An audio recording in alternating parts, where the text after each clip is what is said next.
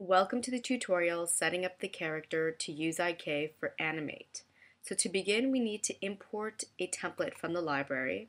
And if you remember, under the Animate library, we have the Karate Rabbit library.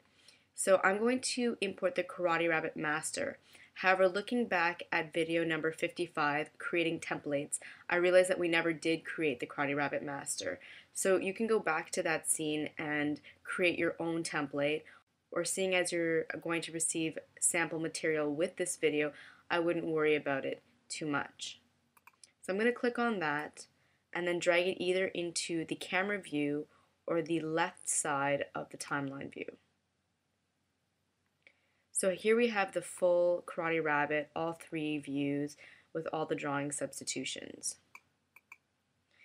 And it's up to you if you want to delete this layer or not. I'm going to do that. There we go. So the first thing to consider when rigging for IK is how your character has already been rigged for cutout. So there are three basic types of rigs: basic, mixed rig, and hierarchy rig. What we have here in our timeline is a hierarchy rig, so this works perfectly with the IK. If you have a basic rig, which means you would not see any of the staggered formation in the timeline, so nothing would be controlling anything else, there'd be no hierarchy. That's called a basic rig, and if you have that, you cannot use IK with your character. If you have a mixed rig, which is partial hierarchy, so you'd see a few of these staggered steps, so if, like the arm might control the forearm, which controls the hand, but maybe the body is left loose and open, you should still be able to use IK with the mixed rig, and the computer will just fill in the spaces or create connections between the parts of the character that are already rigged in hierarchy.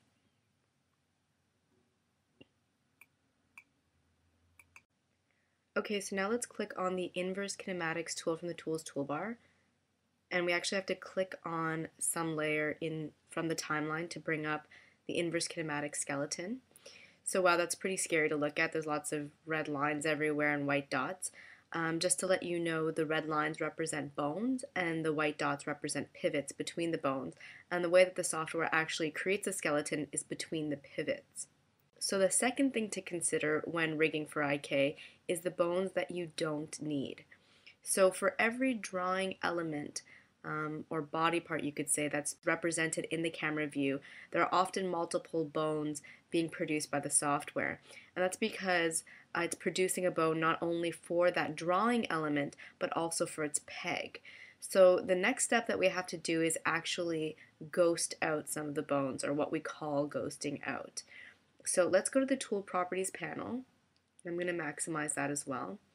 And the button that you need to use to ghost out is this one here, the Exclude from IK button. So let's start from the bottom up. I'm just going to zoom in a little bit here.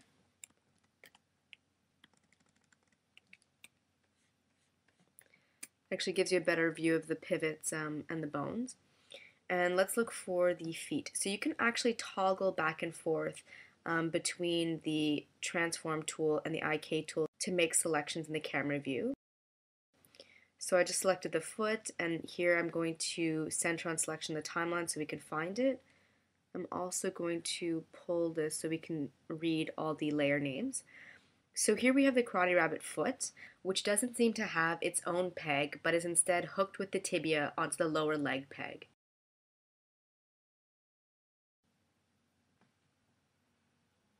So the foot is okay, we don't need to ghost anything out. Then if we go up to the tibia, we have both a bone representing the drawn object as well as the lower leg, so we don't need both of those. So if I select the tibia layer, which is comprised of symbols here, and I click on the Exclude from IK button, I've now ghosted out the tibia. And the way that I'm trying to decide between either the drawing layer or its peg is that you usually go for the peg. You go for the highest layer up. So let's go up one more up the hierarchy to the complete lower leg. And once again, we have a drawing object representing the leg here and the entire leg peg. So we don't need the bone representing the drawing object. So I'm going to ghost that out. And now we just have this Karate Rabbit 01 leg peg representing the thigh here. So as well as body parts that have doubles due to the peg drawing object dichotomy, we also have bones that are just completely unnecessary because they're way too detailed. So for example, in the face, you don't need a bone representing the eyebrow, the pupils, the eyes, pretty much any of the facial features. The only bones that you would need in the head is the bone for the head. So that's something else we need to ghost out. So let's use the transform tool to select one of the facial features. So I'll choose the eyebrow here. I'm going to look for it in the timeline. And then I'm going to go back to the inverse kinematics mode. So it seems like all the drawing objects for the facial features are connected to the eye peg here. So I need to ghost all of these out and then the peg itself. So let's do that.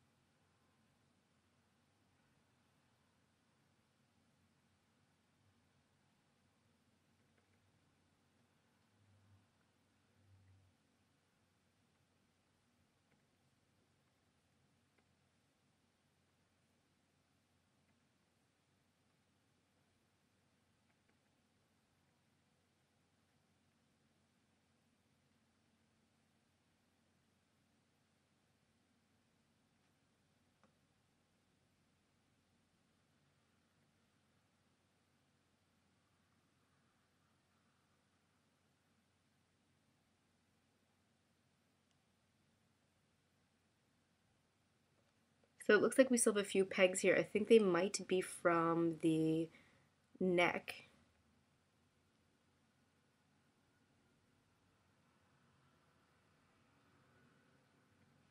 Unless I'm missing something. Oh yeah, there's two mouths because of the mask. So that's one of them.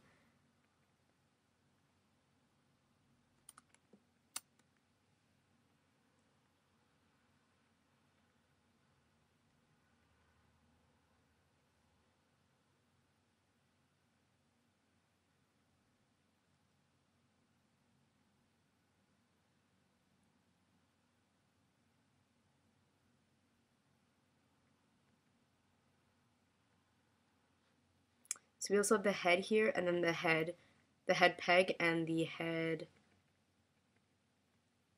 drawing object. So I'm going to get rid of that. There we go. So that's pretty good for the head. So I'm going to continue finishing up the rest of the body, and I might fast forward this part just to get through it quickly. If I run it into anything that I think is of note, I'll be sure to slow down the video again and let you know.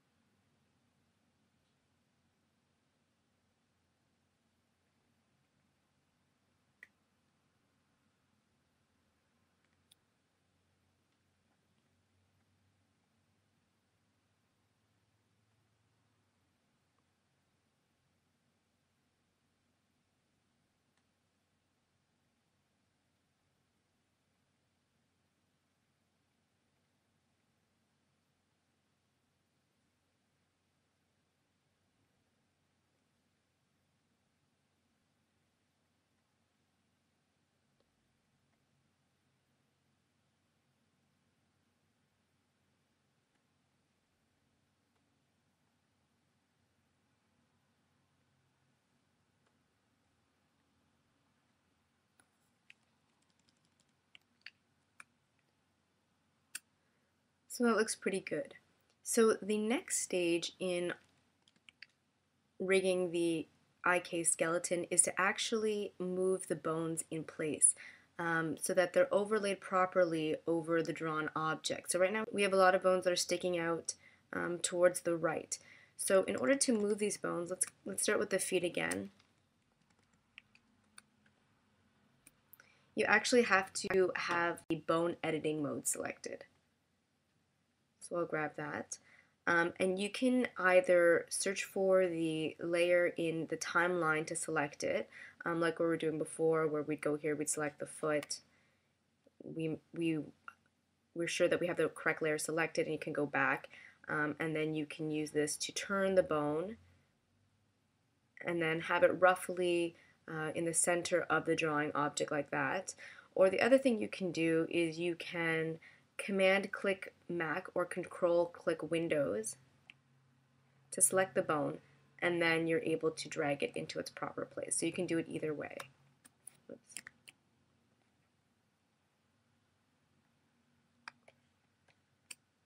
It's the same for the hand.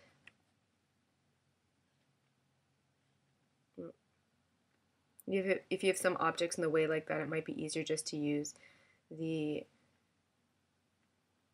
transform tool. So yes, we have the hand.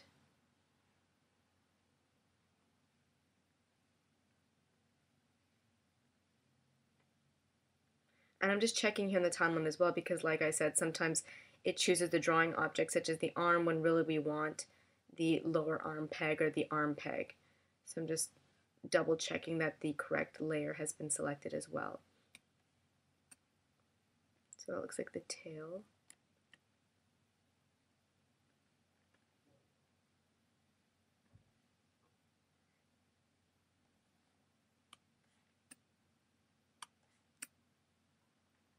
So having two bones for the head like this connecting up to the ears is normal, so don't worry about that.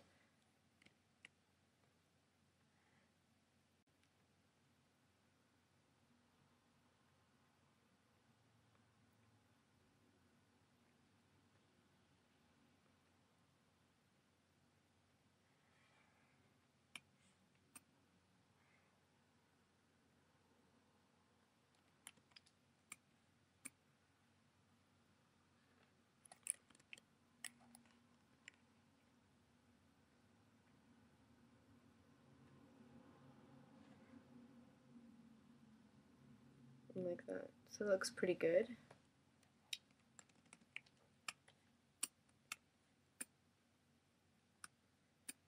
So the one bone you may have noticed that seems sort of out of place is this long bone sort of obscenely hanging down between the Karate Rabbit's legs.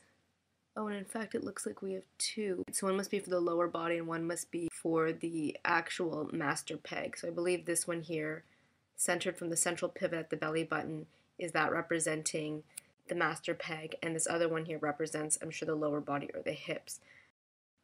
So what I'm going to do is actually select the master peg and then click on this button here, the Enable Translation if Top of Hierarchy button. And as you can see, a little black cross appeared in the pivot point for the master peg bone. And what this does, let me just back out a little bit here, is it'll allow you to grab this while you animate and move the character around. In other words, it'll allow you to translate the character from one position to another using the master peg. So the last thing we have to do is actually create a template from this rigged character. Oh wait, there's one thing I forgot to mention. When you rigged your character, although you created the skeleton for the front view, it translates to the 3/4 view and for the profile view as well. The only difference is that you can't adjust any of these bones that are sticking out because they were set and overlaid over the front view. So when you animate, you'll still be able to animate using the skeleton for the profile view, and this bone will represent foot number 2, but you can't move it, so it's going to be a little bit awkward when you're animating in this view. So if you know there's one view that you're going to animate in particularly over any other view, then it's probably best to set up your skeleton using that view. So in this case, if it was for the 3/4 profile, I would have actually positioned my elements on this view, and then if it's a little bit off for the front or the profile, no matter, you just deal with it. That being said, we now need to rename the layer name. So I'm going to call it Karate Master. Actually, I'll keep it as master and then just put underscore IK. And then I'm going to go back to my library, and in the same template library, the Karate Rabbit, I'm going to right click on it and say write to modify so that I can add a template. And then I'm going to select the entire collapsed Karate Rabbit master IK and then drag it into the right side of the library. Then a dialog box appears allowing me to rename the templates. I'm going to name it just IK like that and say OK. And so there it is, our Karate Master IK, ready for use. So that's it for the tutorial, setting up the character to use IK for Animate. Stay tuned for the next tutorial, animating with the IK.